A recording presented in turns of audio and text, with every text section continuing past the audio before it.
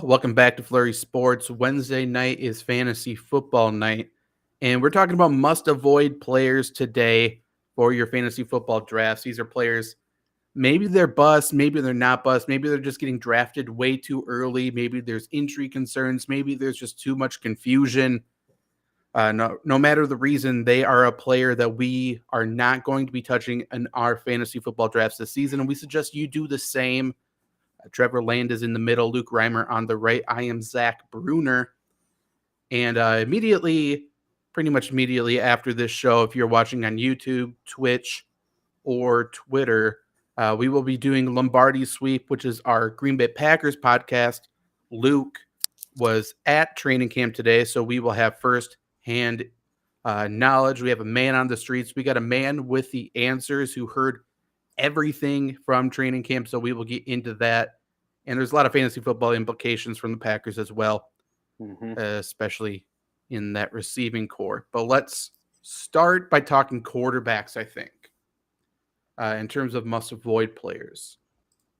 And that's tough because typically I've been thinking about this a lot today because I was like figuring out who are my must-avoid players. I don't know about you guys, but the quarterback position confuses me this year. And like just looking back 2 years ago, the quarterback position was a position where we were like, the depth of talent is incredibly deep, so much so that if you don't get one of those top guys in like rounds 4, 5, or 6, you might as well wait until a double-digit round to take your guy. And this year, like there's Josh Allen's going in the second, Herbert and Mahomes are going in the third, Burrow's going in the fourth, Lamar Jackson, Kyler Murray the fifth.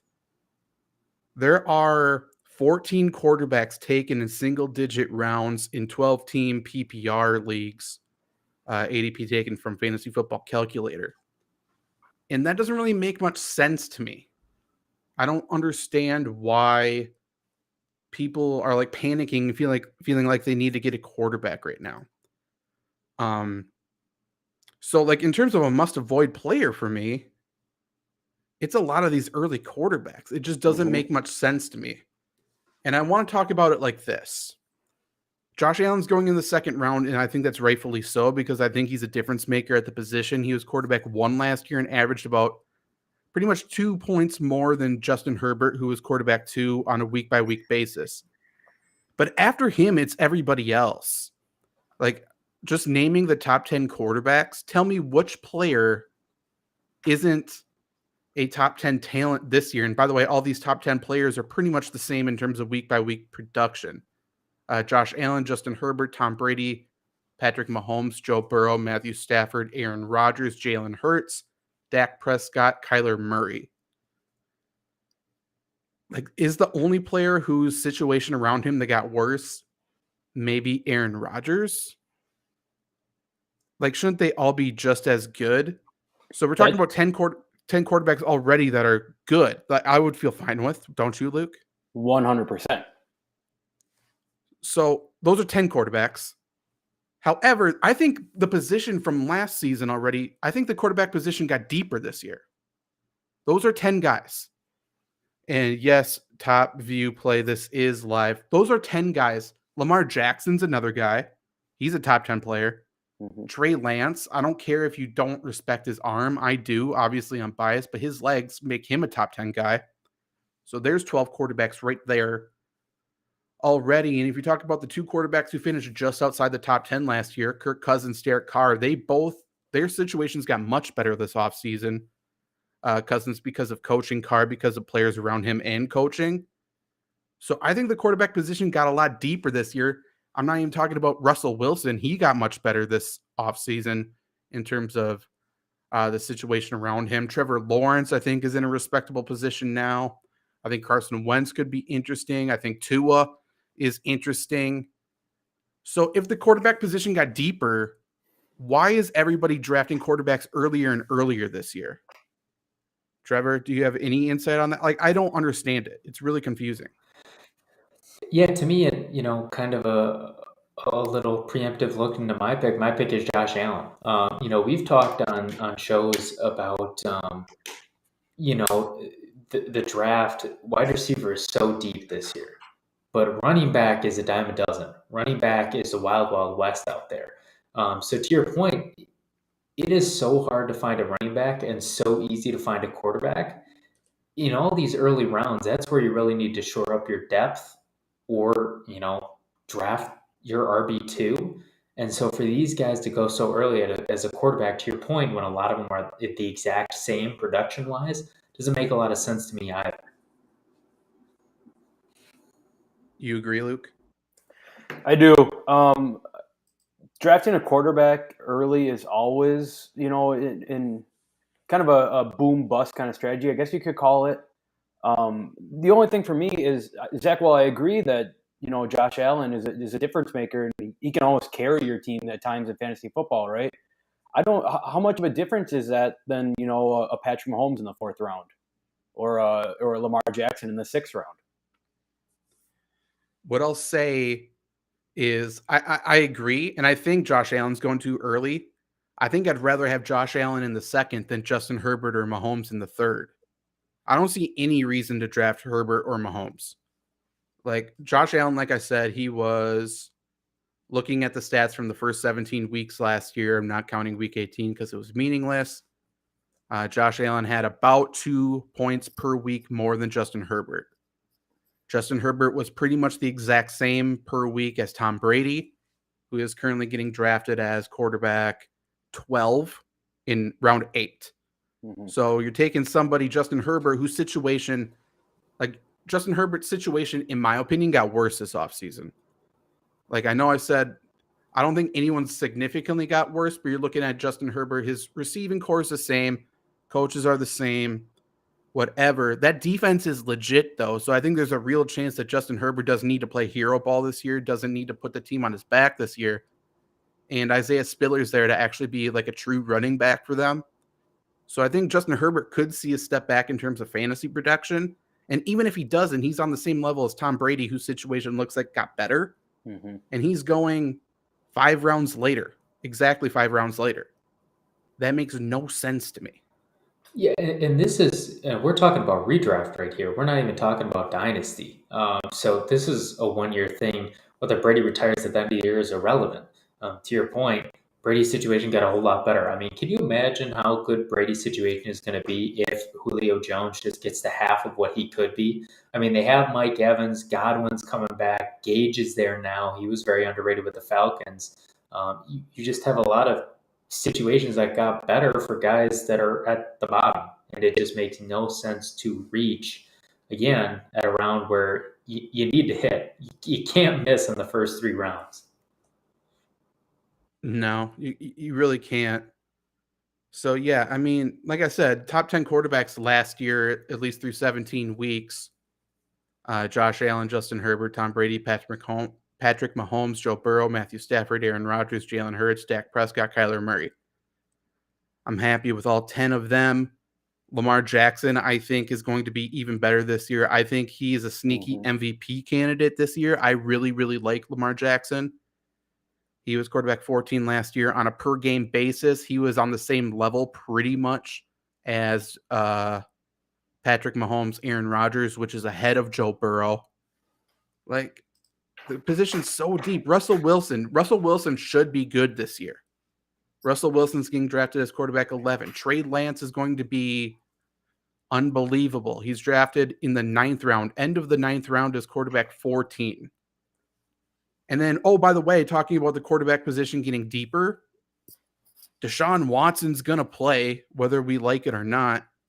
He's getting drafted as quarterback 16. I don't want him as my QB1 heading into the season, obviously, because he's going to face some sort of suspension more than likely. But he's getting drafted at the end of the 11th. I don't get the point in wasting a 4th, a 5th, a 6th round draft pick if I can get Desean Watson, who, by all accounts, I wouldn't project him worse than Matthew Stafford, worse than Dak Prescott, once they're both on the field. Well, and to your point, right, you said Tom Brady's going in about the 9th round. That gives you 8 rounds. The first 8 rounds, you can go running back, wide receiver to your heart's content. theoretically Brady in the 9th, Watson in the 11th. I mean, even if that's not a super flex, the quarterback situation is down and it's good for the whole year. And think about all the position that you can get at the wide receiver and running back spots at the positions where you take quarterback. It just seems like a no-brainer. I agree. And Top View Play, thanks for commenting. Why don't you tell us what Flurry means to you first? By all means, it'd be rude for us to go first. So you tell us, and then we'll answer afterwards. Is there any other quarterback you guys want to talk about, though, before we go to a running back position, which is a little bit more interesting to talk about? No, the only real reason I brought up Josh Allen is because he's kind of the top of that quarterback chain. And it's so early. Like, Right. There's no shot I'm going to end up with Josh Allen unless he falls. Right. A second round pick. Like, so he's currently getting drafted ahead of Tyreek Hill, Mike Evans, Mark Andrews, Leonard Fournette, Ezekiel Elliott. It's weird. Mm-hmm. It's really weird. McFlurry from McDonald's. That's an underrated Flurry. I'll go with Marc-Andre Fleury, goalie for the Minnesota Wild. That's what Flurry means to me. What about you, Trevor? I'll go with they don't have them anymore, but snow days at school. True. A flurry of happiness and snow. Luke? Well, the only two things that popped in my head with Flurry was McDonald's and snow. So you got me on the spot. I'll come back to me. Teaser, we'll get it later in the show. Oh, man, I'm at the edge of my seat. Let's talk about running backs here. And running back situation that we all agreed on pre-show, and one that is confusing for fantasy football, even though the ADP suggests that nobody else views it as confusing, which is wrong. Let's talk about the Denver Broncos backfield. You got Javonte Williams, who everybody loves. Everybody thinks he's a good running back. I think the vast majority of fantasy players and football fans think he's way better than he probably is. Maybe at least in terms of separation between him and Melvin Gordon, who re-signed there. So in PPR leagues, 12-team PPR leagues, Javonte Williams is getting drafted as running back 12, which is 207 overall. 207, second round, 7th pick in the second round. And then you're looking at Melvin Gordon is going as running back 35, getting drafted at the first pick in the 8th round. And I think we talked about it, Luke, when we were doing the best ball drafts. And I mean, we talked about it all last year too. This is probably pretty close to an even split backfield. There's no reason for it not to be. I'm not sure why people have the belief that Melvin Gordon's a bad running back, because that's not true. I don't think the two even have distinguishable skill sets. I think they're both kind of a similar type of running back also, even though I know Javonte Williams is more of a bruiser, but they're both going to be used between the tackles. They're both going to be used in the red zone. And if you're telling me I have to draft one of the two running backs, would I rather have Javonte Williams mid-second round or Melvin Gordon early 8th round?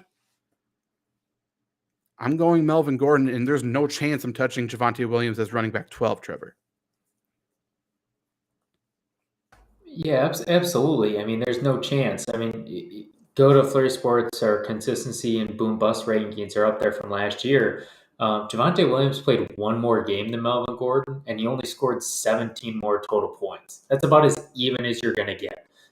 He was more of a boom, but he was also less of a starter and busted more than Melvin Gordon. So again, to your point, that's a difference of 6 rounds. Second round, again, you need to hit, you need to get a stud. So why are we drafting a guy in a 50-50 split? It doesn't make sense to me at all. I've never been a Javonte Williams fan, and after what we saw last year, I don't see what has changed, but clearly something has. Javonte Williams, this situation, to me, is the most telling of how much you pay attention to fantasy, at least as of right now. If you're drafting Javonte Williams in the second round, I don't think you are paying much attention to what's going on in the NFL. Yeah, and just to add on to that, your second round draft pick to me is a really underrated part of a fantasy football draft, because you're either shoring up your running back position or shoring up your running back or receiver position, or you're starting on your new position.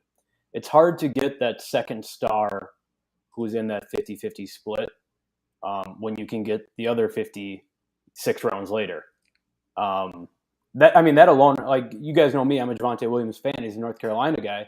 I don't think he's a bad running back by any means, Zach. And same with Melvin Gordon. They're not bad running backs. But to take a 50-50 split guy in the second round is wild.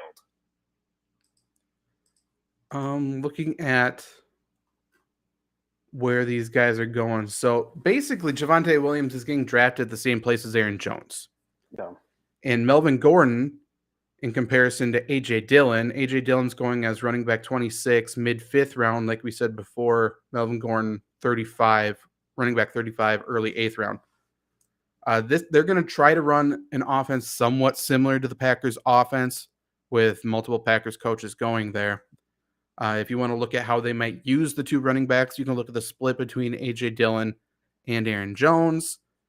So as, you know, if you're trying to reflect the two, then maybe you would assume that Melvin Gordon is going around the same as A.J. Dillon and then Javonte Williams the same as Aaron Jones. And the latter is true, but Melvin Gordon is going 3 rounds later than A.J. Dillon. So if you're looking at value, it's pretty clear Melvin Gordon is a value. Like, I don't think anyone can argue that. However, I also wouldn't blame you if you were saying, I don't want to touch this backfield whatsoever. Which, totally get it. Totally get it. For me right now, I'm totally fine drafting Melvin Gordon as a value guy.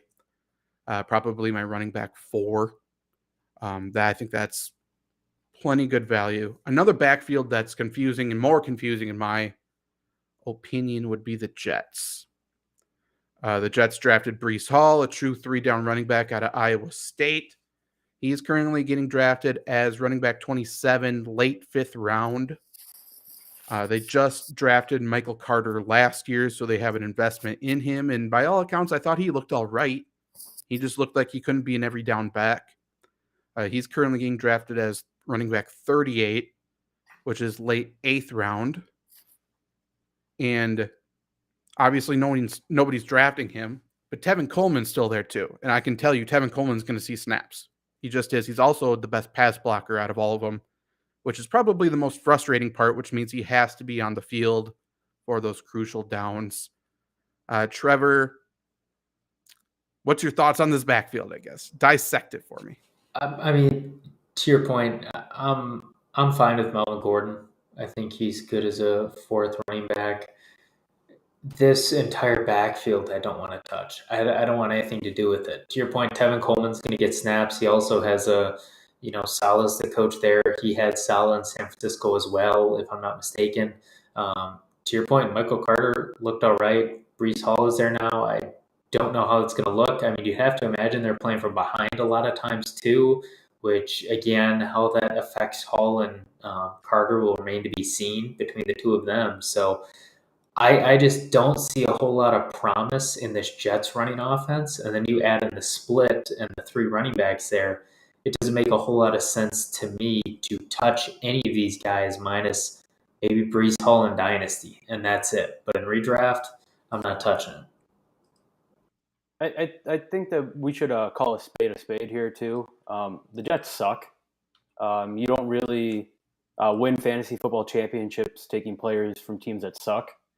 Now Zach, me and you talked about it. Trevor, I guess I'll ask you this too. We talked about the Jets and the Giants both being, kind of on their way up, I should say, not necessarily great or anything. So Trevor, my question, and I'll get back to the running back, but who wins more games this year, the Jets or the Giants? I'd have to go Giants. I've just seen more from Daniel Jones and Saquon Barkley. I've seen nothing from the Jets as of late, to me. And yeah, that both said something along those lines. But Breece Hall, you have to imagine he's going to get run as a young guy. They drafted him for a reason. Michael Carter, like you said, Zach, he turned it on close to the end of the year there. I'm sure a lot of fantasy football managers had, probably on championship teams. And then how do you leave Tevin Coleman off the field? He's a vet in that backfield. He's a guy who's going to help protect, your franchise quarterback. It doesn't make any sense to me if anyone's even moving around this Jets offense until or this Jets backfield until maybe one of them goes down early in the season, or I don't know. That would be the only way, the Jets backfield pops in my mind. Yeah, and then between the Jets Giants debate we were talking about the other day, I completely forgot Wink Martindale is the Giants defensive coordinator now, so I am firmly on the Giants side, by the way. So I'm not a believer in the Jets. Henry in the chat, he is a Jets fan, so he suffered through more Jet snaps than I think all three of us have. He says until the offensive line proves itself to be competent, stay away. I agree. I also think the Jets offensive line is going to be better, though. And today it sounds like they moved Becton to right tackle, which I think is such a good move. Like he can't be at left tackle. He's a big athletic motherfucker. Yeah. Like he can, if he gets his hands on somebody, he should be able to bury them. He has no mere ability and stuff like that. But like, if you're telling me that there's a power running game for the Jets this year, that wouldn't surprise me. I still don't want one of their running backs. Like if they fall to me, fine. There is no scenario where I'm going into a fantasy draft where I'm looking for really any Jet player, probably. Like if they fall to me, fine. I'm not sure if I care about Elijah Moore. Like he's a good player, but I don't know if I want to dissect the value between him and Garrett Wilson. And oh, by the way, Corey Davis is going to somehow end up with 980 yards again. And they got two tight ends now. They got Tyler Conklin and CJ Uzama. I think Zach Wilson looks a lot better. I think he's going to be pretty good.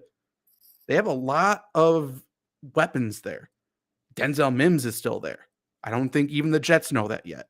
Like there's a lot of good young players, and fuck, I'm staying away because they're going to be bad. They're not going to be good. Right. So like when you talk about like a offense with a bunch of weapons, with a backfield with multiple running backs, you have to ask, is this offense good enough to make multiple players relevant for fantasy? And the Jets aren't. They just aren't. The answer to that question is no. There's no other answer to that. Correct. Other running backs. One running back I wrote down, and he's getting drafted later. So, I mean, it's kind of weird to put a mid-9th rounder as a must-avoid. But to me, I don't think there's really a good reason to draft Ronald Jones. He's at the Chiefs now, and I believe he's truly on the bubble to make the roster. I don't think he's that good. I think he is a liability, and I think he is going to cost himself a job. I think he's skilled. I think he has good skills. I think he could do stuff, but if something could go wrong, Ronald Jones will make sure it does. And I think he's just going to lose that job. Clyde Edwards-Hilaire is a little bit banged up to start camp, but I saw him moving today. He looks pretty good. I'm a Clyde Edwards-Hilaire believer. To his point, this is his first true off season where he actually got to work with a team and have a full camp. He wasn't injured, even though he kind of is. He's a little banged up, but he's not injured. So like I like Clyde Edwards-Hilaire, and I don't think Ronald Jones is a threat, and I think he could get cut. And if he gets cut, there's good running backs right now that aren't on football teams. Not talking about Todd Gurley. He's not one of them. But like there's a scenario where Ronald Jones doesn't play an NFL snap this year, which is kind of weird to think about. Yeah, like Clyde Edwards-Hilaire, to your point, maybe he's, even if he is a little banged up, like this is still a guy they took in the first round in front of a lot of big names. There is no way in hell they're not going to have him at least somewhat involved in this offense. There's no way they're going to give a big part of his role to Ronald Jones after all they've invested in him. They also drafted Isaiah Pacheco. Is that how you pronounce it? Pacheco? Sounds beautiful to me.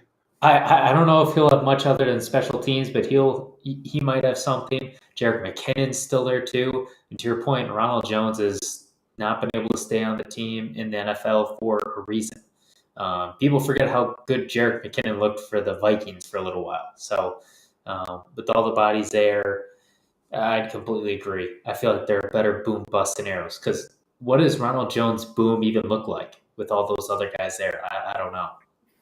And then just to add on to that, like Zach, you said, if something will go wrong, Ronald Jones will make it go wrong or, whatever.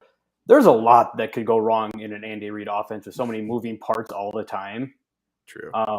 And I agree with you. I don't think he's that good of a running back. I mean, Tampa Bay seemed to try to do everything they could to get Leonard Fournette off the field and turn him into like a receiving third down kind of back. And Ronald Jones still didn't produce anything in that role. So I'm totally with you guys. This feels like there's way too many mouths to feed on this offense. And to include Ronald Jones into that seems silly. Derek Gore is also still there, who Andy Reid is obsessed with for whatever reason. Jerry and Ely's another rookie there who we talked about during draft season, who I at least liked. Sky Moore, looking at him today and just listening to what coaches and other players have said, the dude is built, and it sounds like he's going to be taking backfield snaps. So, I mean, there's just another variable. Mecole Hardman's going to be taking those jet sweep snaps as well. There just isn't a scenario here where I want Ronald Jones unless there's an injury. And even if Clyde Edwards-Hilaire goes down, I think it's at that point, I think they're going to turn it into a committee. And they're very comfortable with Derek Gore. They're very, very comfortable. It makes no sense, but they are. Also, by the way, you're looking at Derek Gore, Jerry Neely, all those guys.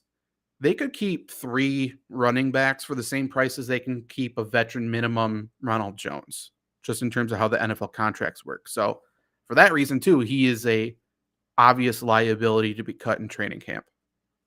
Yeah, and then just to add on to, you said everyone getting carries there. Like you said, Mecole Hardman's going to getting carries this year. How many times have the Chiefs ran shovel passes to Travis Kelce in the backfield? Patrick Mahomes throwing all these underhand flips and shit to the third string tight ends. I think that happens more this year than Ronald Jones becoming an option. Especially near the end zone. In goal-to-go situations, they really going to give it to fucking Ronald Jones? Like, even if they're running it, he's probably the 4th option. So Ronald Jones, is he going to get enough 40, 30, 20-yard touchdown runs to do it for you? No. Henry wants to know what we think about the Arizona backfield. I'm biased. I wrote an article about it probably like 6 weeks ago at this point. Who's the running back behind James Conner to own? I like Eno Benjamin. I know Cliff Kingsbury likes Eno Benjamin. And to me, it seems like he is going to be given every opportunity to win the job. I'll be honest, I didn't hear anything out of Arizona today. So I have no idea if anyone's impressing early or whatever. But at least from minicamp and stuff like that, Eno Benjamin has a good start. What do you guys think? Eno Benjamin is like that toxic ex-girlfriend that you can never completely break away from for me in fantasy. I'm pretty sure I picked him up or traded for him like at least 4 times within the past 6 months. I think this dude has all the talent in the world. I mean, he's been there longer than Williams. He had some good spurts last year as well. So I'm also biased. I'd go Eno Benjamin as well. But, Williams has been shown to produce too. But, with Kingsbury, do you ever really know? That's the only problem I have. And Zach, we talked about this on Monday, I believe. I asked you, give me a reason why James Conner doesn't score 20 touchdowns again this year. And I think we both came to the agreement that why would the running backs, scheme be any different than it was last year? And I would imagine, Benjamin gets the first shot at that, that Chase Edmonds role. So I would guess, Benjamin would be the guy you want behind James Conner. And by the way, that's how it sits right now. I think it's definitely Eno Benjamin. I'm pretty confident they're going to sign somebody or trade for somebody else who's going to take that role and basically just kick Trevor in the nuts. Be like, hey, you like Eno Benjamin? Eno Benjamin look good. How about Ronald Jones? He's now on our team. Somebody like Benjamin will never leave my heart. He'll always come crawling back. But James Conner won't. He's going to get hurt this year. Book it. I called it for Lamar Jackson last year. It's James Conner's time this year. Trevor's voodoo. Pretty much. Bold prediction. Yeah, bold. The guy who, had to overcome cancer and torn ligaments in his knee, and is only 26, will get hurt. Crazy. Luke, any update on the Fleury situation yet, or should we move on Yes. to a different running back? Okay. Yes. Yeah. I forgot. I forget where I was. I was on vacation somewhere, but I had a blue Flurry drink. Ooh. So what it is in a blender, you blending up ice, and everything, pouring everything in. It's vodka, blue curacao, pineapple juice, coconut, and corn syrup. I was going to say that sounds either really sweet or very alcoholic, and that answer was answered very quick. Yeah. It's a cool like jade green kind of blue turquoise color somewhere in there, and it's very tasty. And I'm not a big coconut guy, but that was a damn good drink. Okay. Well, there you have it. There's our Fleury rankings. Mm-hmm. Any other running back you guys want to talk about? I mean, no, not really. Should we touch on the Buffalo running back situation, or do you want to touch any of those guys? We can. Let's take a look at where they're being drafted right now.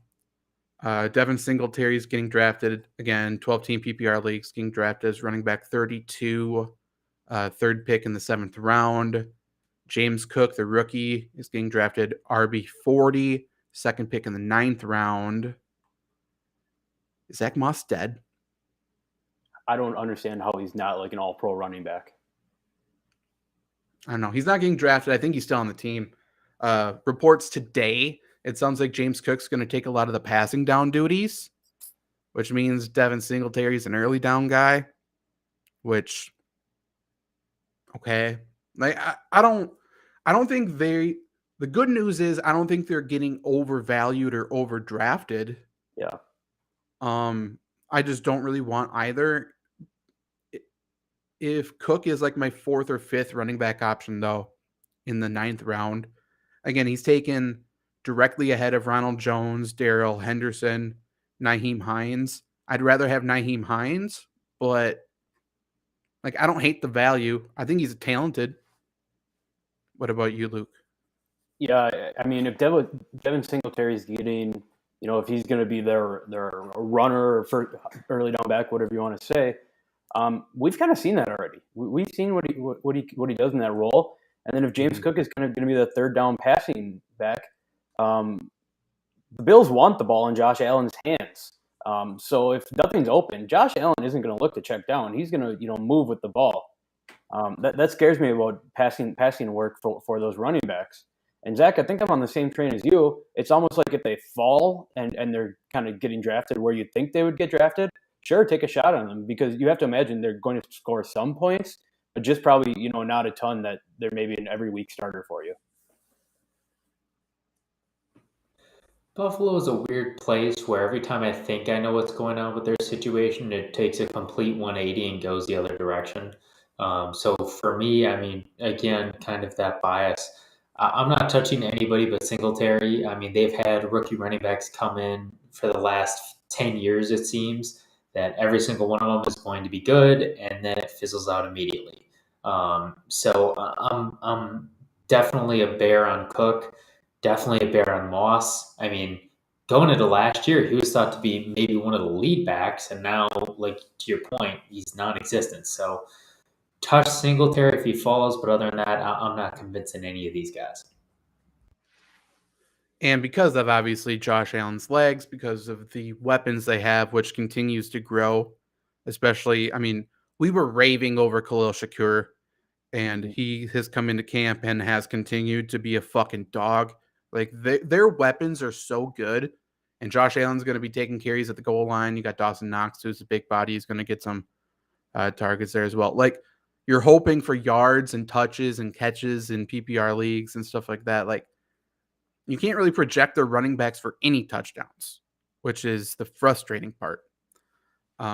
Using our boom bust rankings here, Devin Singletary, running back 24 last year in PPR scoring. He was worthy of being a starter, being started, which means he was a top 30 running back 44% of the time last year. He was a bust a third of the time.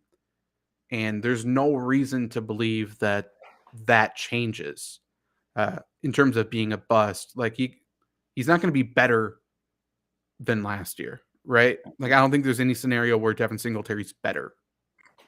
No, I mean, I think it's like I said, I think they're good enough that, you can like plug and place them maybe in certain matchups, but none of these running backs scream every week starter to me. And like you said, Zach, I mean, the value's there, it's fine, but I totally agree with you. Plus they added Jameson Crowder. So, I mean, there's nothing to signal that that this is Devin Singletary's year, or he's going to finish top 15 running back or anything like that. No, looking at their receiving core now, they got fucking Jake Kumaro, dude. Like, at that point, and they got OJ Howard. We talked about him. They got Jalen Whittermeyer, who's a tight end we liked going into the draft. He's a stud, can be moved wherever. Zach Moss is still there. Tywan Jones apparently still in the NFL. He's the running back 4. Yeah, I'm going to stay away. There's really no reason for me to do it. And even Dynasty, like, I just don't want to touch anybody there in terms of that backfield. Only other running back I want to bring up, and it's not a must avoid. It was just an interesting situation today. Damien Harris for the Patriots was running with the 2s. I don't think it means much of anything, but it does mean Ramondre Stevenson was running with the 1s. I think that's just going to be a frustrating backfield. Damien Harris currently getting drafted running back 25 in 12-team PPR, mid 5th round. Ramondre Stevenson late 8th round as running back 39. There's no scenario. Man, I don't know. Like, maybe it's bias. I don't think there's any scenario I want Ramondre Stevenson. Mm-mm. I think there's a chance Damien Harris turns into that touchdown vulture again. But that's it. To me, this is like that. What this running back, I guess, the backfield, what it is kind of like a downgraded version of almost Arizona's last year. It almost feels like Ramondre Stevenson is going to get the yards, and Damien Harris is going to get the touchdowns, and they're probably going to end up evening each other out at the end of the year, kind of what we saw with New England, or I mean with whatever. So, I mean, it is tough, but another spot, Damien Harris, I like where he's going. I would draft him in his draft position because the touchdowns are there. Mm-hmm. There should be. Yeah.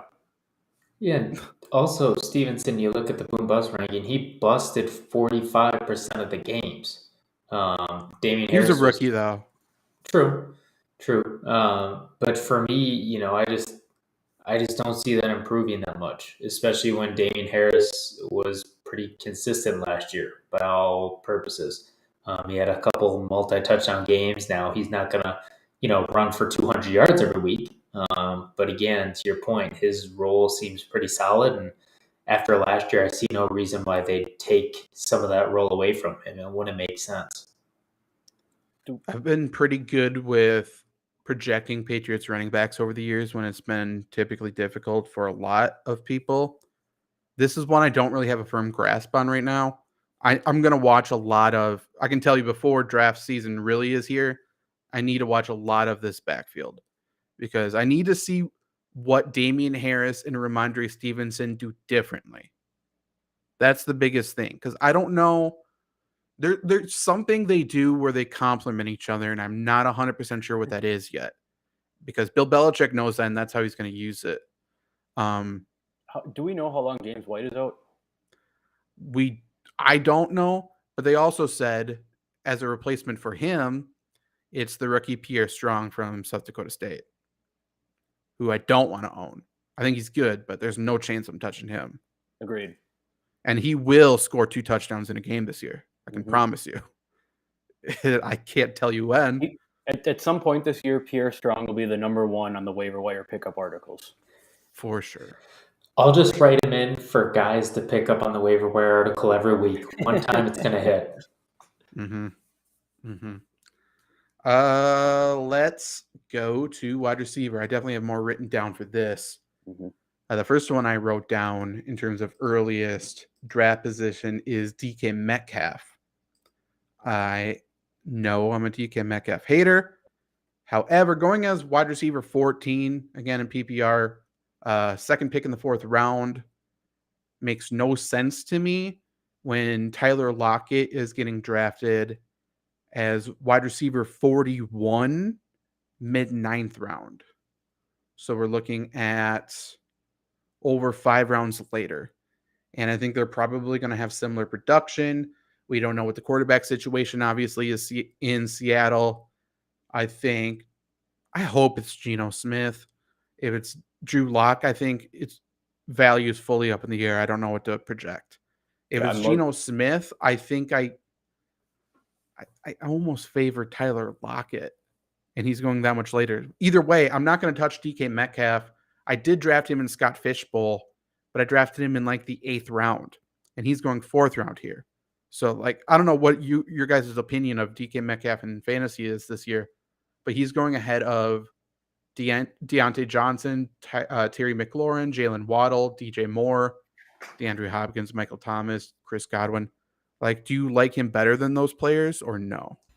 Well, the first 4 players that you listed there are all kind of in the same situation where they don't have a great, quarterback play. And I honestly believe I think I would take all 4 of those guys over DK Metcalf.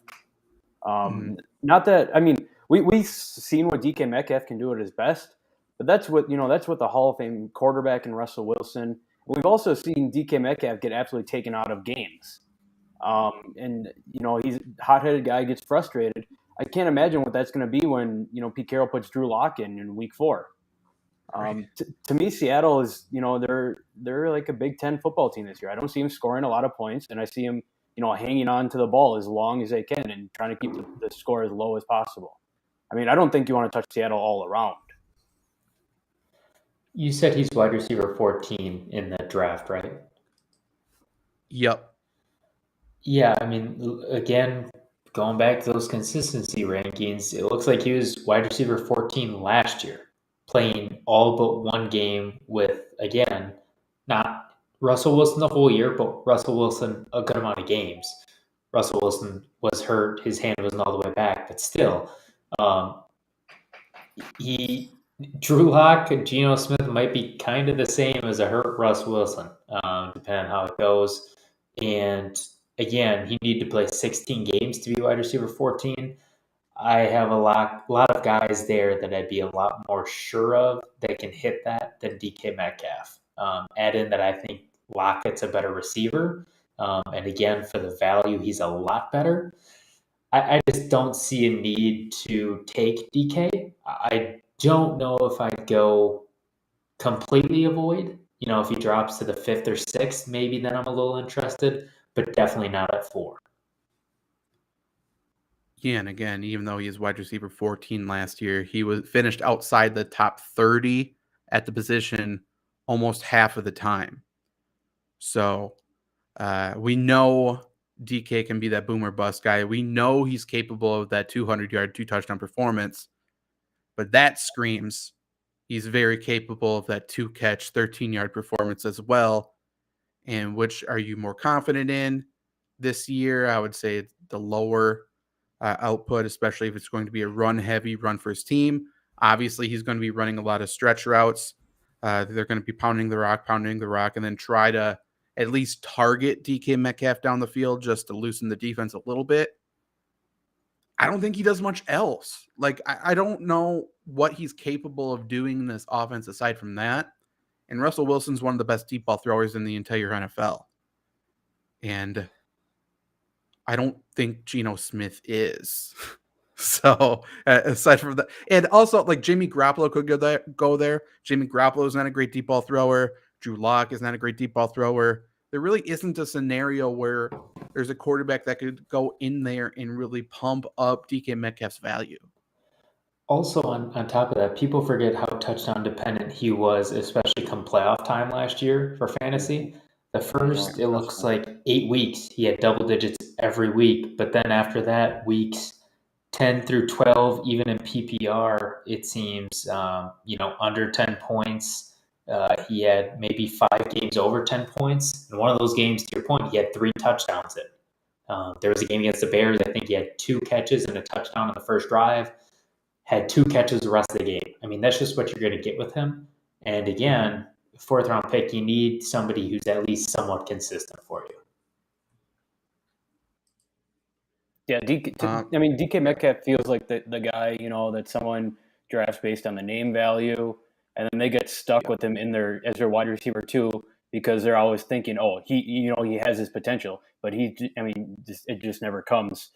I'm almost wondering if, to me, on this offense, DK Metcalf's role is for run blocking, as opposed to being the big play threat.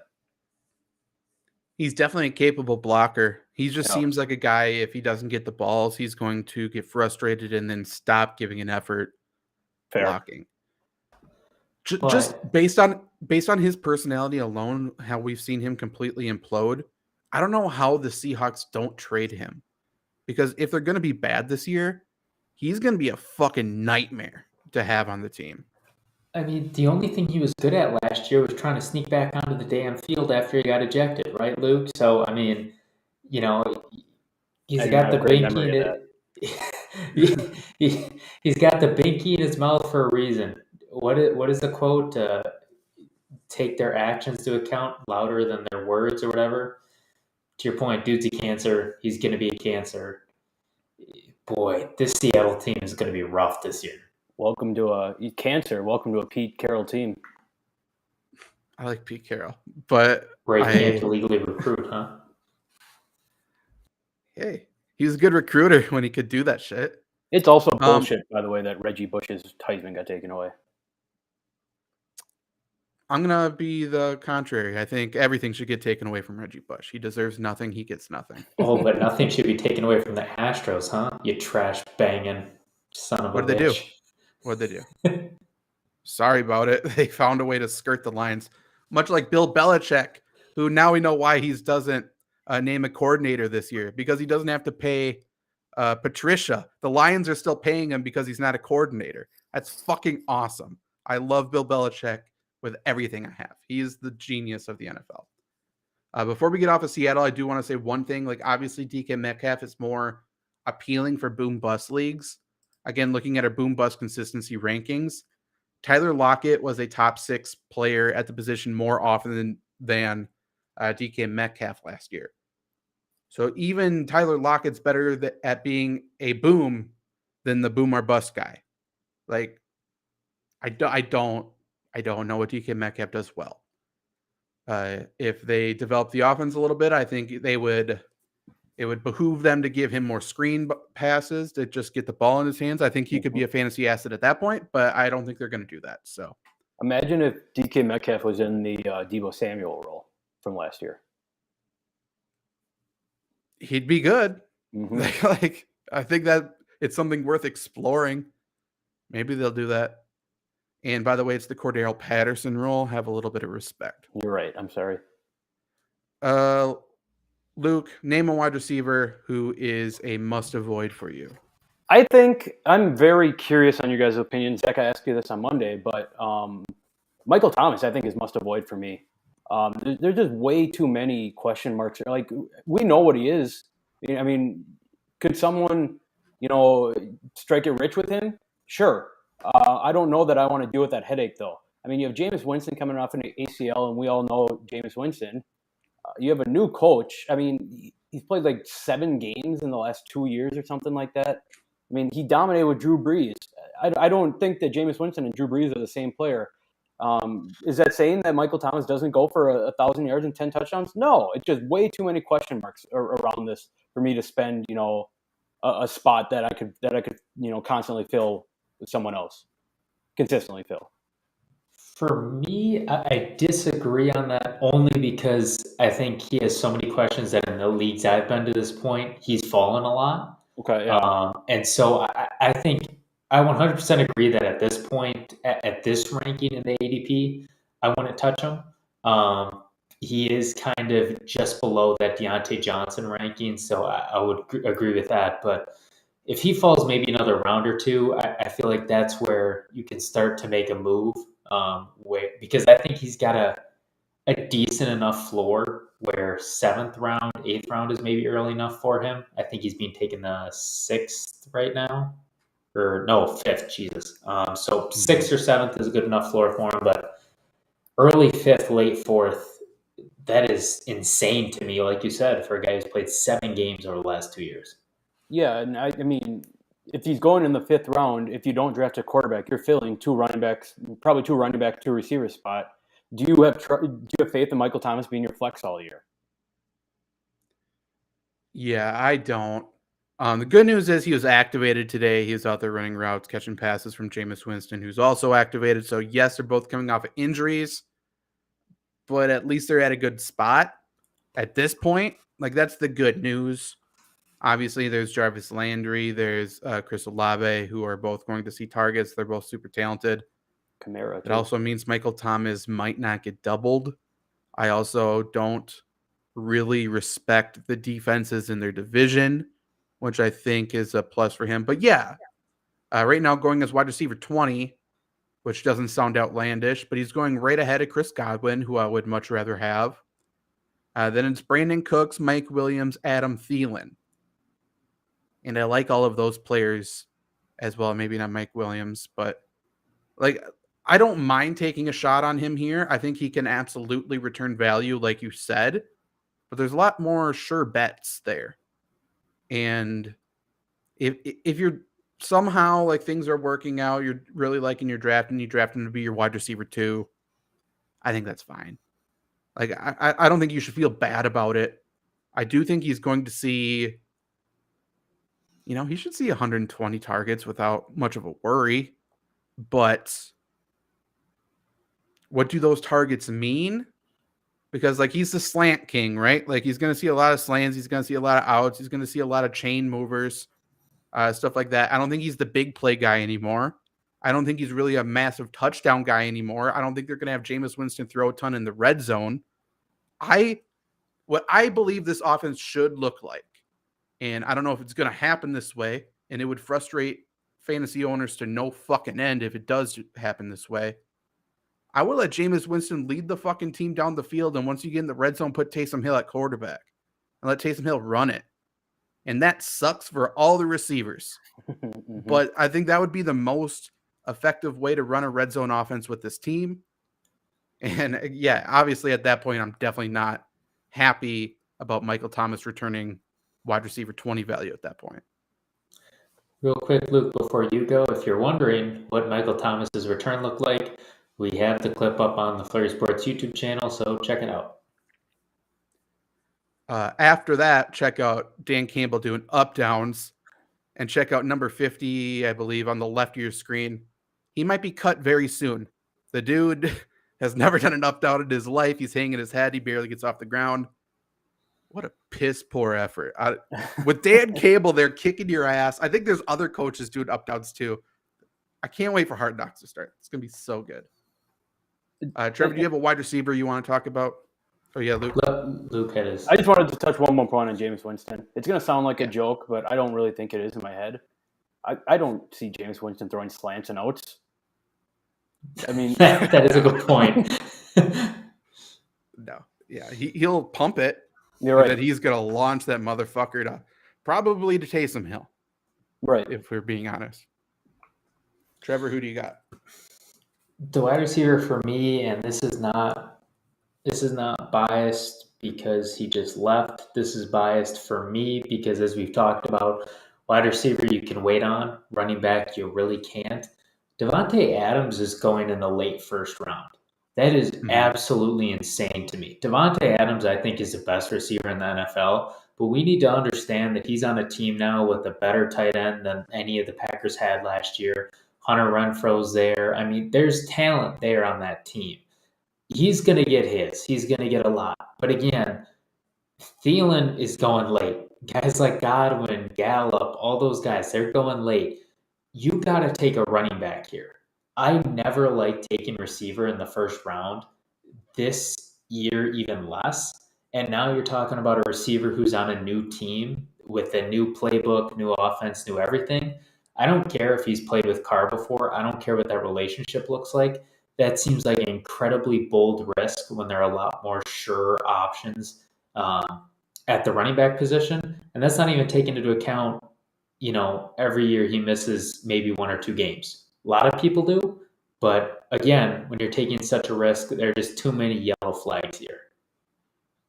Yeah, and just to go along with that ADP, late first round, That's not totally much different than what people are drafting him the last 2 years on the Packers. Correct. Is he a 2-spot difference on the Raiders? It seems like Trevor said. It seems more like maybe like a 10-spot difference. I mean, I would be much more comfortable. I mean, if you want Devonte Adams, if you can get him late second round, I'd be much more comfortable than late first round. But Trevor, like you said, I mean, I do think Devonte Adams, finishes 1,000 yards, 10+ touchdowns this year. It's just, is that enough to warrant a first round pick, or is that going to be around the 1,000 yards, 10 touchdowns, as opposed to when we saw him have 1,518 with the Packers? His touchdown totals for the past several years: 11 last year, 18 the year before, then 5, then 13, 10, 12. Not only is he going to an offense with a worse quarterback, not only is he going to an offense with multiple weapons that they can throw to, he's going to an offense that's created by not Mike. What's McDaniel's first name? Josh McDaniels. That's a run-heavy offense in the red zone. And Josh Jacobs is perfect for that. They also have multiple running backs who can absolutely finish in the red zone. He benefited from being fully in sync with Aaron Rodgers in the red zone, where they don't even need to tell each other that they're going to do something, and Devonte can completely make defenses look silly. That's really not going to be the case, I don't think, with the Raiders. I think they're going to be pretty run-heavy in the red zone. And then looking at his stats, then let's pretend just last year, instead of 11 touchdowns, he had 6, which, saying 5 less, I really don't think that's being too aggressive. So you're saying 30 less points. If you go PPR, talking 36 less points, or 35. Okay, so he finished as wide receiver 2 last year. If you take, let's just call it 30 points off of him, he would have been wide receiver 4 or 5, just like that. And then if you're talking yards go down, targets are for sure going to go down. He's not much different than Keenan Allen, I don't think. And Keenan Allen's going in the 3rd. There really isn't a reason to draft Devonte Adams. You're right. I don't think he's going to be bad. There just isn't a reason to do it. Yeah, he's not a championship winner for you this year. No. Yeah. I'm in agreement there. Which sucks to say, considering I haven't been all my dynasty leagues. Oh, okay. Well, you can't call Derek Carr a Hall of Famer and get away with it. I say fuck him too. Yeah, I'm done with Devonte. Overrated. You know how much alcohol went into my body because of Devonte Adams? And that's on him. If you have liver disease at some point, that's on him. That's gonna be the next generation's mesothelioma commercial in Green Bay. Have you shotgunned a beer because of a Devonte Adams touchdown? Were you hooting and hollering? You may be entitled to compensation. I'll just rifle through a few wide receivers I wrote down. DeAndre Hopkins is one for me. He's going with the last pick in the 4th round, which is wide receiver. Where am I looking? Where is Hopkins? Wide receiver 19. He wasn't that great last year. No, I know he was playing through some injuries. I get it. But now he goes to an offense that has a shit ton of weapons. Obviously, Zach Ertz is there. They have Trey McBride. They drafted super early for some unknown reason. They traded for Marquise Brown. We'll see what they do for the running backs. Maybe they keep Vic Bolden, obviously USFL Championship MVP. He is there now. There's a bunch of weapons. There's a bunch of options. And, oh, by the way, you will, no matter what happens this year, if you draft DeAndre Hopkins, you have to find a replacement for 7 weeks because he's suspended for 6. And I will say, disclaimer, I think he has a real chance to get that trimmed down because of the current appeal that they brought up where he didn't take any blockers to try to hide the fact that he took an illegal substance. So I think he could get it reduced to 4, but as things stand right now, he has a 6-game suspension. He has obviously a bye week that you have to account for. So if you're drafting a player in the 4th round that you're missing for 7 games, that makes no sense to me. I mean, in terms of a per game basis, he was just as good as Mike Williams last year. And Mike Williams is getting drafted behind him, around behind him, and he isn't suspended for any games. Allen Robinson, Amari Cooper, these are all guys who are very similar in terms of what they could do this year on a per game basis, possibly. It makes no sense. There's no reason to draft DeAndre Hopkins unless he keeps falling and falling and falling until like I don't know, where would you feel comfortable drafting him? Like 7th round? Maybe 6th round. Like if you were given the opportunity or the choice, Luke, and the best players on the board were DeAndre Hopkins, Rashad Penny, Kareem Hunt, and Jerry Jeudy, would you go Hopkins or would you take one of the other guys? I think I would take Kareem Hunt over DeAndre Hopkins. But just to add to that point, I don't think I'm comfortable taking DeAndre Hopkins until I fill all my running backs, receivers, and flex spots. So whether that be round 6, round 7, I think around there is where I feel most, maybe, late 6, early 7. And he's probably never going to be there. But if he's there, 6, 7, sure. I mean, you're probably going to end up with, a solid end of the year if you have a guy who goes down with DeAndre Hopkins there. But also, if he misses, that many games, that's a lot of games. If you lose 3 or 4 of them, that's only 2-3 wins that you get through the first, more than half the season. And that just hurts your playoff contention almost immediately. Uh-huh. Right on the head there. Right on the head. And he averaged last year in PPR leagues. Now I lost him. He averaged 14.7 points, which is pretty good. Again, that's the exact same amount as Mike Williams. That's about the same amount as Tyler Lockett. That is less than Adam Thielen, who's going way later. Less than T. Higgins. It's about the same as Amari Cooper. It's about the same as A.J. Brown. Like, he isn't a league winner. It's less than Robert Woods. He's not a difference at the position when he's healthy and in your lineup. So if he's not a massive if he's not going to be the reason you win games when he's healthy, why are you having him? Because not having him is very clearly a liability to your team for 7 weeks out of probably a 14-week fantasy season, maybe 15-week.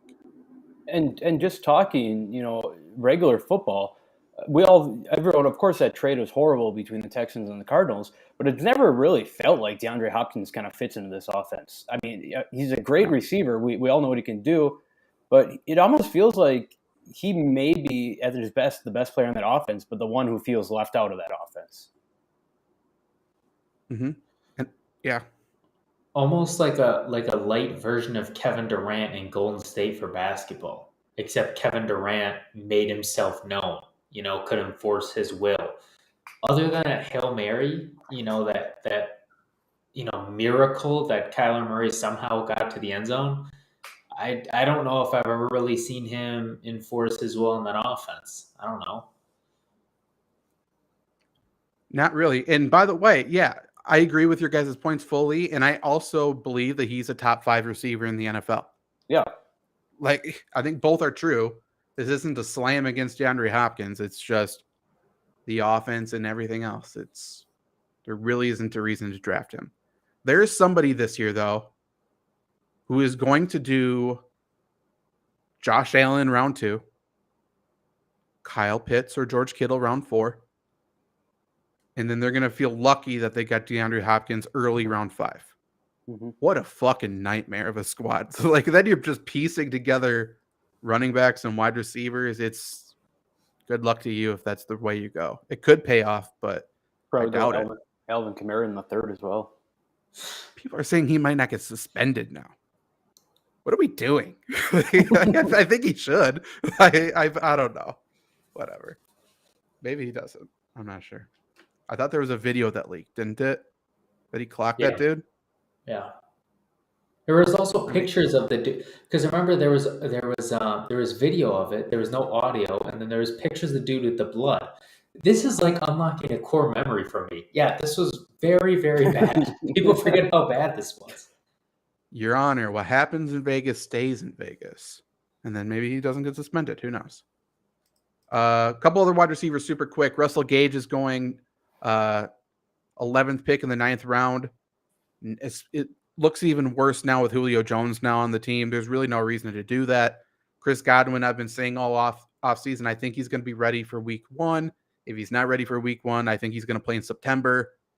It sure seems like he is more than on track to play in week 1. Traylon Burks looks like he's healthy. It looks like he's in shape. That's a good thing. I'm just not a big fan of him. And he's going in the 11th round, late in the 11th round. He's going ahead of Robert Woods still, I believe. And Robert Woods is the very clear wide receiver 1 there. I think that's a mistake if you draft him. Christian Watson for the Packers. He is the stud 2nd round wide receiver that they drafted. He's going early 12th round. I think there's no reason to draft him.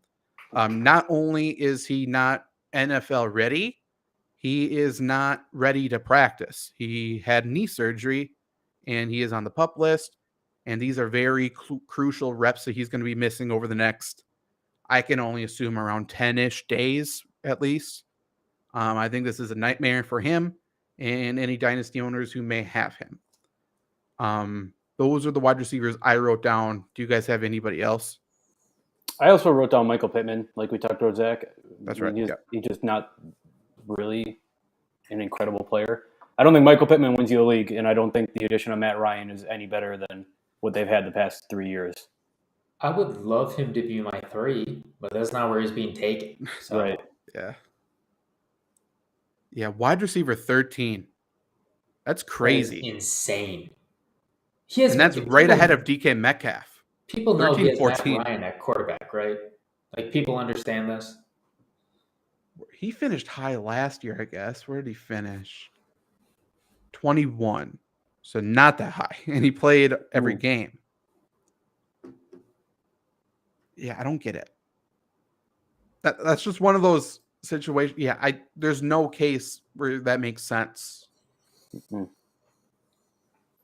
Who's getting drafted around him in terms of other positions? So he's getting, here's the ADP right now. And this tells you how much of a nightmare I think where fantasy football value is at this point. Justin Herbert, J.K. Dobbins, James Conner, Michael Pittman, Patrick Mahomes, Antonio Gibson, George Kittle, Kyle Pitts, DK Metcalf.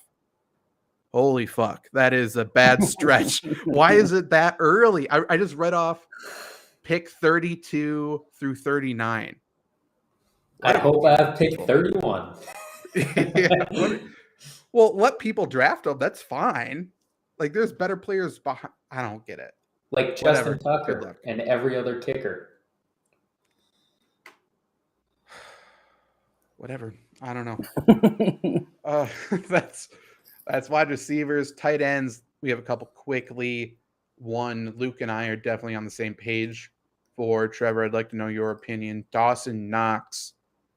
Dawson Knox is currently going 11th pick in the 7th round. That doesn't sound too overdrafted, but then you look at it, that's tight end 9. And a third of his points came from touchdowns last year, and I don't think that's repeatable. His season and the way people are projecting his value, to me, it's such a mirror image of Robert Tonyan from last year. And I know Robert Tonyan got hurt, so it's unfair.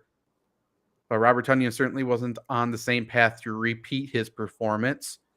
And we talked about Robert Tonyan did jumping jacks, essentially wide open 40 yards downfield. There were times Dawson Knox was doing the exact same type of thing. Dawson Knox, I believe, is in his 4th year in the NFL. He's not a young guy. Again, mirror image of Robert Tonyan. Like, they grew, they developed, they learned how to be a tight end. I think he's a good tight end. I don't think he's a great tight end.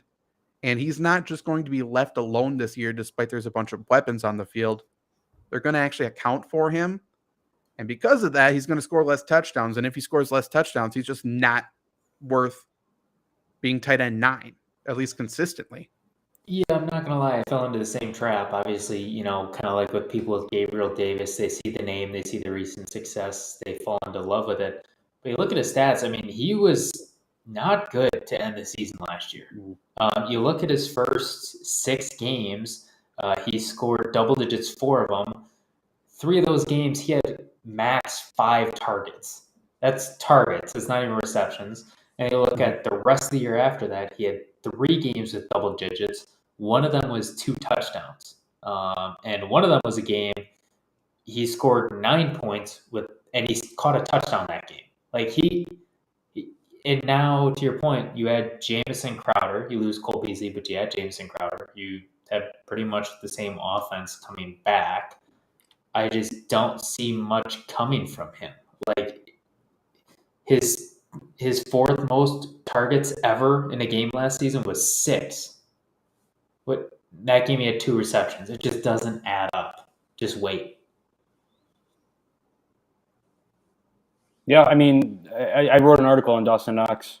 There's better players getting drafted around him. I mean, Russell Wilson, Chase Edmonds, maybe Melvin Gordon, to bring the show full circle. Zach Erga, Cordero Patterson. I mean, Tom Brady's down there, Robert Woods. I'd rather have all those guys than Dawson Knox. And then Trevor, just to add on, they have Khalil Shakir there too. There's just way too many options, with Josh Allen probably going to be the option 75% of the time. Well, not only would I rather have those players instead of Dawson Knox, there's just other tight ends I'd rather have than Dawson Knox. Sure. Such as, the volume's going to be there for Dallas Goedert. He's going 7th. Or no, he's going just ahead of him. Zach Ertz is probably going to have some value. He's going late 9th. Mike Gesicki is going to have – he's so much better than Dawson Knox. And he's going mid-10th. And I don't know why Mike Gesicki is getting undervalued this year. Everywhere Mike McDaniel has gone, they feature the tight end, and it's going to be a valuable part of this offense as well. So that makes no sense. Definitely draft him with confidence. Hunter Henry could be sneaky valuable of Jonnu Smith. He kind of got banged up today, so check that. Cole Kmet's going mid-12th. I think I might rather have him than Dawson Knox. Robert Tunyon's interesting to see where he progresses. He's going mid-13th. I think he's going to have a bigger role than Dawson Knox has on his offense. Irv Smith Jr. is a stud. He's going late 13th. Noah Fant is really good. He's going late 13th. Yeah, Luke. I mean, Logan Thomas isn't even getting drafted, right? And I think that's a question. I think that's an actual argument if you'd rather have him or Dawson Knox. And it sounds like he might be ready for week 1 too. So he might not even miss any time. It's Albert O for the Broncos, who's really good. He's going pretty much undrafted. There's just no reason to waste a valuable draft pick on Dawson Knox right now. Or a lot of these tight ends. I don't know. Yeah, I mean, Trevor, what's your thought? Yeah, Luke. Actually, I was just gonna say before we bring up another tight end, in my mind, if you don't get Travis Kelce or Mark Andrews, I think almost all tight ends are must avoid. I mean, maybe you can throw Kyle Pitts in there, but almost all tight ends before the 12th or 13th round, I think, could fall into this must avoid category. I am interested in Pitts this year, but yeah, Kittle, I don't think is a difference maker really. Mm-mm. He's definitely not a fourth round difference maker. Correct. I disagree, but that's only because I'm a sucker for Dalton Schultz and TJ Hawkinson. I'm not saying you need to take them, but I'm just saying those are 2 that I think are falling a little bit that aren't must avoid. But to your point, I mean, even in leagues where, it's tight end premium and, you need to kind of branch out a little bit and do something extra, I feel grimy considering George Kittle at some places, especially when you take in his injury consideration, his injury history. So I 100% believe that. I think you got the top 3 tight ends, maybe Schultz and Hawkinson if they can drop. But other than that, we all know I'm a big fanboy of Logan Thomas. He's, really, they're just kind of all a bunch of hymns that are left. I really like TJ Hawkinson this year, actually. I don't think he's must avoid. I think he's a top 5 tight end. And I don't think there's really much of a difference, if at all, between him and George Kittle. George Kittle's going first pick of the 4th round. Hawkinson's going last pick of the 5th round. It's a no-brainer. And again, if you miss out then on the top 6 or 7 guys, if you include Dalton Schultz, then what's the difference between Dawson Knox, Dallas Goedert, Pat Freiermuth, and Robert Tonyan, Irv Smith, possibly Kyle Rudolph now, Noah Fant? Like, there's just no difference. So, And even if there is a difference at 1 point a game from your tight end, there's no way you're losing weeks because of 1 point from a tight end. That's what I'll always say. Like, same thing with kickers. Unless a kicker goes 7 for 7 on the opposing team, you're probably not going to lose a game because of a kicker or a tight end. I agree. Any other tight ends you specifically want to talk about? I just wrote down the three that I wrote the article about with Darren Waller and Pat Freiermuth, and it kind of goes in line with Dawson Knox, just getting drafted way too early for me. And all three of them, I guess, there's way too many weapons around them as well.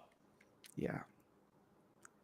Way too many weapons. Pat Freiermuth's another guy who was kind of touchdown dependent a little bit last year. Definitely a good red zone threat. They add George Pickens to the offense, who's a massive weapon. They have Chase Claypool, who's getting better. They have an offensive line that's better, so they can run the ball with Najee Harris a little bit more. They add Austin as well as a rookie. He's a fucking stud. There's so many weapons. There's so many players they can go to. And with a inexperienced quarterback, whether it's Trubisky or Pickett, they're going to run the ball in the red zone as much as they can. So, yeah, there's no reason really to overdraft Freiermuth and Darren Waller. We've talked about a few times now. There's only so many targets to go around. Derek Carr's not going to put this team on his back and make everybody a fantasy darling. Yeah. It doesn't really make sense. Especially on the Raiders, where they have two of the best route runners in the NFL at receivers who are probably always going to be open. Yeah, and I guess the case people could make, and I'm sure they have made, I haven't really seen it, McDaniels, you point to all the great tight ends he's had. But then you kind of think about it, and it's just been Just Gronkowski. So, like, are we comparing Darren Waller to Gronkowski? You could compare him to Hernandez, I suppose. I mean, that's a little iffy. But, yeah, I don't think he's going to scheme Darren Waller. I'll tell you this. He's not going to scheme Darren Waller better than John Gruden did. John Gruden knew how to use Darren Waller. His offense was built for Darren Waller. And this offense isn't going to be built for Darren Waller. It's going to be built for, quite honestly, the running game and then the outside receivers. That's kind of how that goes with him. I got nobody else to talk about. Do you guys? No, I mean, always must avoid. I'll said it once, say it again. Always must avoid is kickers. Draft position battle. Pick your kicker up 1 minute before your lineup's set. Unless you can get Justin Tucker. Even still, let's look at the consistency rankings quickly for kickers since we have them, don't we? I just have to show Tucker some love. He's the only guy that could successfully slay the Lions when Lamar Jackson couldn't. That's true. That is true. I didn't include boom bust rankings for kickers apparently, but I do think I have that data. If I want to, I have defense. I think I have data for kickers though. I do like Evan McPherson. I mean, not for fantasy, just awesome game winner kick after game winning kick after blowing like 4 of them against the Packers. He did. Also, Dillon Carlson going from cut to special teams player of the week like 3 weeks in a row. Carlson's stud. He's really good. I guess I don't have him, but yeah, Justin Tucker is good. I don't think he's a difference maker, even though.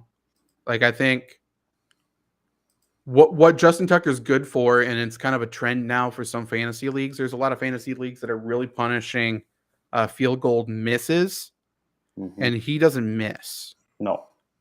Like, I don't think he's going to have a ton of field goals, and I think he'll probably rank somewhere between 5 or 8 in terms of field goal makes, but he's going to be above 90% in terms of percentage, you know.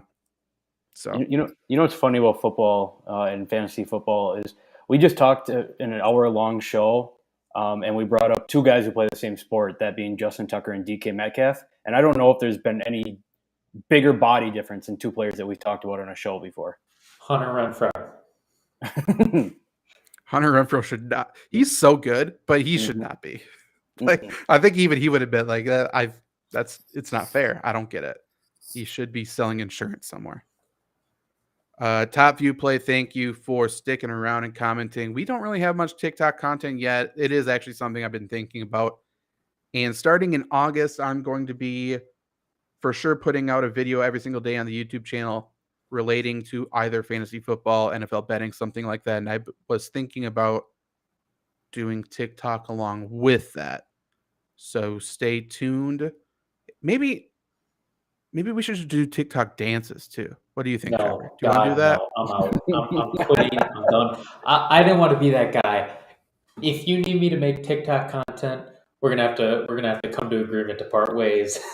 You know what you'd be super good at though? Like, not kidding here.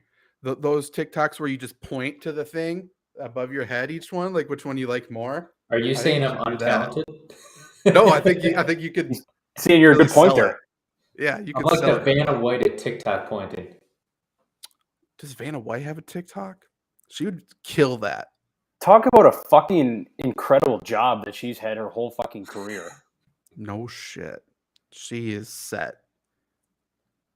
She could Shout have the out- worst voice of all time. What if she Right. has like? What does she sound like? Shout out to Randy, by the way, for coming in clutch at the end. I thought we lost him for a second there. Oh, thank God. Yeah, McPherson's good. Obviously, that's going to be a high scoring offense. The one thing about him, and it's not his fault, he plays in Cincinnati, and the weather's going to be shit for at least 3 weeks. Like, there's going to be one game where it's just a windy, rainy mess that you just don't want to deal with, and they're going to try to kick it, and it's just not going to work. So that's the reason why I devalue him a little bit, just because like he's not a difference maker because of that. There's always that liability. And the way I play the kicker position is I like to stream it every single week. It's just more fun for me. And I can steal the top waiver wire target every single week, possibly as well. And then just drop him before lock so nobody can play him because it's fun to be the dick in your league. It's good strategy. But yeah, we will be back in a couple minutes here with Lombardi Sweep. We're going to be talking about the Green Bay Packers training camp here. Luke was at training camp. Luke showing off his locks to Preston Smith today. Mm-hmm. I expect Preston Smith I want him to drop that dime somewhere. Like, I want him to be talking about you without like actually naming you. But yeah, we'll be talking about a bunch of Packers stuff. What round would you take a kicker? Don't. Personally, me, no round. I don't draft one. Take a You position guys- battle, Randy. Yeah, it's much better to take, if your league doesn't demand you take a kicker, I think it's much better to take a lottery ticket where someone could be vaulted into relevancy if the player ahead of them gets hurt. So like last year, if you somehow took, who was the Ravens guy?